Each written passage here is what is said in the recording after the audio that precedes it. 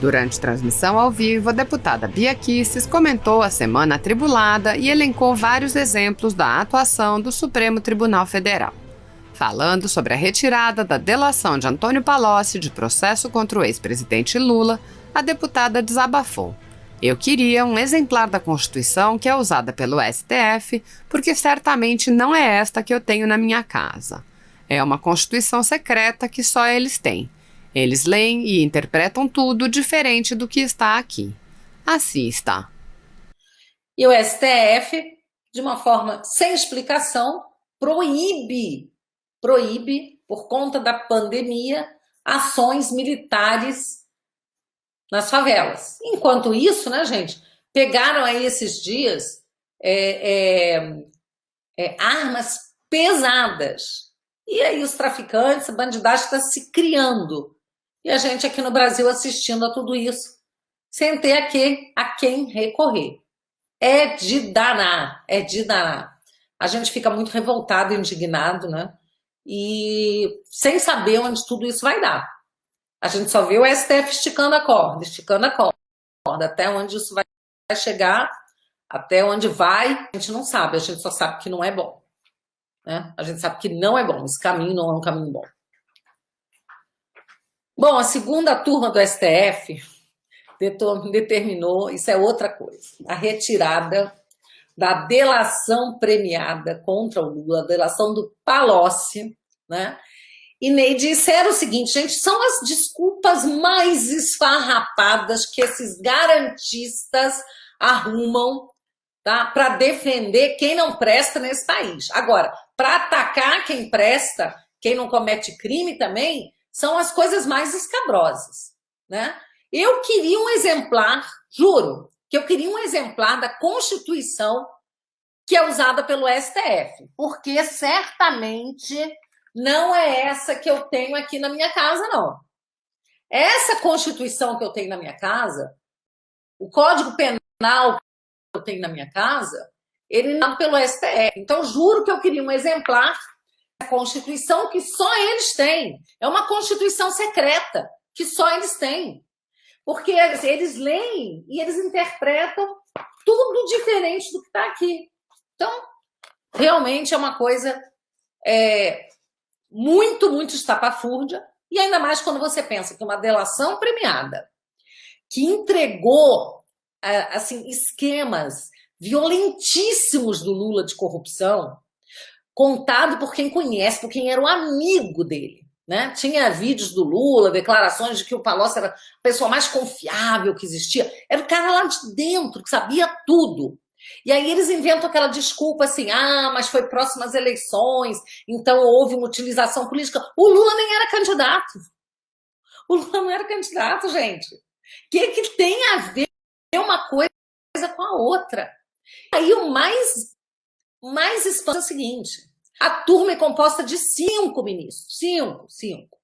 2 ministros dos 5, ou seja, uma minoria absoluta aí, 2 de 5 decidiram contra o Fachin, que era o relator, que é o relator da Lava Jato, que ficou vencido, o Fachin, que herdou aí a Lava Jato do ministro Teori, aquele ministro que morreu naquele acidente de avião, né, chegando em Angra, tá? E aí são 5 ministros. Cadê os outros 2? Carminha, Celso de Mello, cadê vocês? Cadê vocês no julgamento tão importante de uma matéria como essa? Quer dizer, essa delação, ela botou o Lula a pó de... Vocês sabem do quê? Não preciso falar a palavra. Né? O amigão dele, que sabia de tudo, que conhecia os esquemas, contou tudo, com detalhe, tão inteira. Aí agora eles dizem, não, mas imagina, essa delação foi perto das eleições. Da eleição de quem? O Lula era candidato, por acaso? Então, gente, uma coisa não tem nada a ver com a outra. A Carmen Lúcia e o Celso de Mello se escafederam, não apareceram no julgamento virtual, no plenário virtual. Não era o plenário, era a turma virtual. Tá? Não apareceram para votar, não deram explicação. E o Fachin relatou sozinho, convencido. Alguém acredita nessa história?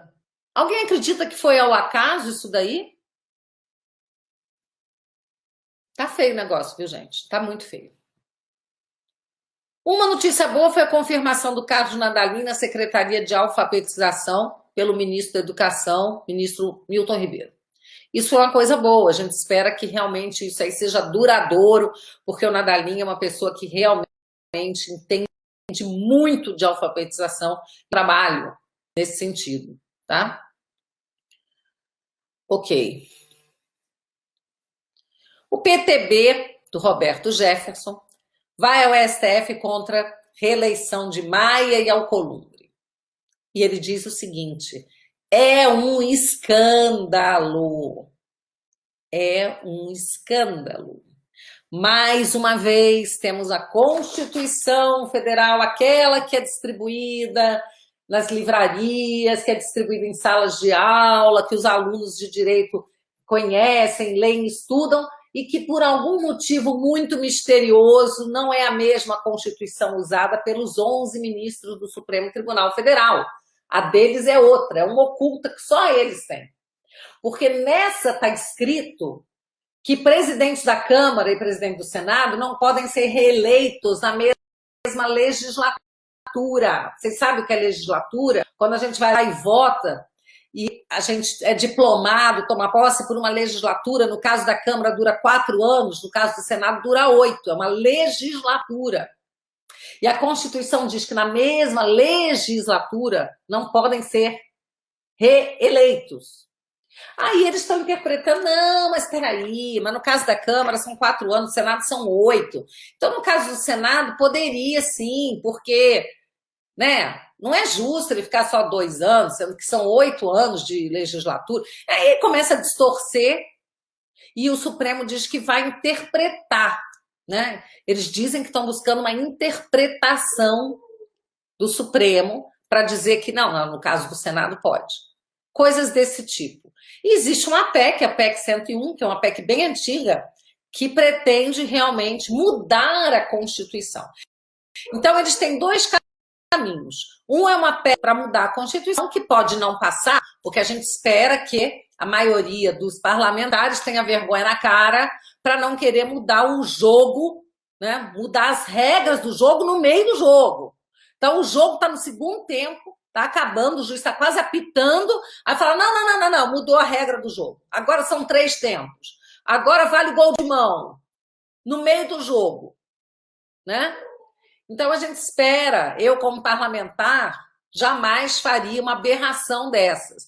E espero que a maioria dos colegas também, deputados e os senadores, a maioria dos colegas parlamentares, não participe desse ato vexaminoso, né? Agora, se não fizermos a PEC, eles têm aí o plano deles de conseguir que o Supremo, com a Constituição que só eles têm, diga o seguinte, não, gente, quando fala que não pode, não é que não pode, é que às vezes pode. Nesse caso, agora pode. Então, assim, é isso, né? Vamos em frente. Vamos lá. PayPal cortou o acesso do professor Olavo de Carvalho à plataforma de pagamentos online. Tá? Tudo isso foi uma denúncia do Sleeping Giants, que diz que o professor Olavo de Carvalho pratica desinformação nas redes. O professor Olavo, ele dá os seus curso de filosofia online, e nós, alunos, pagamos mensalidade, anuidade por esse curso. E utilizamos, muitos de nós, né, o PayPal, tá? Porque ele mora no exterior, é mais fácil de você pagar. E aí, o Sleeping Giants, que ninguém sabe quem é. Alguém sabe quem é Sleeping Giants? Porque assim, não pode anonimato. Tá vedado anonimato. O Twitter tá cortando aí, né, as redes, as páginas, as contas de quem não se identifica, né? Aí eu pergunto, quem são esses Sleeping Giants? Quem é? Vocês sabem? Vocês sabem quem são? Essas pessoas que vêm para cá para fazer denúncias, para ficar perseguindo conservadores, e aí o Twitter suspende conta, o YouTube suspende conta, e aí agora o PayPal suspende a conta para pagamento dos seus cursos. Quer dizer, falar que o professor Olavo de Carvalho pratica desinformação, isso é uma ambição grande. Quem não concorda com as opiniões dele, que não escute os vídeos dele, as aulas dele, ou que rebata, que traga argumentos. Olha, o professor Olavo disse tal coisa, o guru, sei lá o quê, como que vocês chamam, ele disse tal coisa, mas eu mostro, eu provo que não é isso, que ele está errado. Informação, desinformação se combate com informação. Criar essa história de desinformação como se fosse, às vezes, uma informação equivocada que você traz. Desinformação, gente, é um sistema montado para enganar as pessoas. É uma coisa que é feita com dolo, com um objetivo específico, é todo um esquema que você tem montado com várias pessoas para enganar as pessoas. Não é você, de repente, o outro não concorda. Isso não é desinformação. Isso não é fake news. Mas, infelizmente, nós sabemos que as redes, a mídia, o mundo dominado pelos globalistas, progressistas, que correm muito dinheiro. Aí nós temos o George Soros e tantos outros aí bancando esse tipo de coisa. E além da má fé, nós temos os ignorantes. Então nós temos as pessoas que agem de má fé, que querem calar os outros, porque como já perderam nos argumentos, como não conseguem ganhar um argumento, eles precisam calar, eles precisam matar, liquidar o seu adversário, porque eles não estão à altura intelectual dos adversários. Eles não sabem debate sequer. Então eles aniquilaram o adversário. É esse tipo de gente que aplaude censura. Além desse tipo, tem um outro tipo, que são os ignorantes, que acreditam, que compram essa narrativa. Porque são ignorantes, não estudam, são tapados e acreditam nesse tipo de gente, de muita má fé. É revoltante demais. Então, todo mundo cancelando as contas do PayPal, né, gente? Todo mundo cancelando conta no PayPal. E é preciso que se crie uma nova plataforma, uma outra plataforma de pagamento. Vamos deixando esses esquerdistas para lá. Né? Eles querem dominar o planeta. Não irão. Nós acharemos o nosso caminho. Eles não irão nos calar.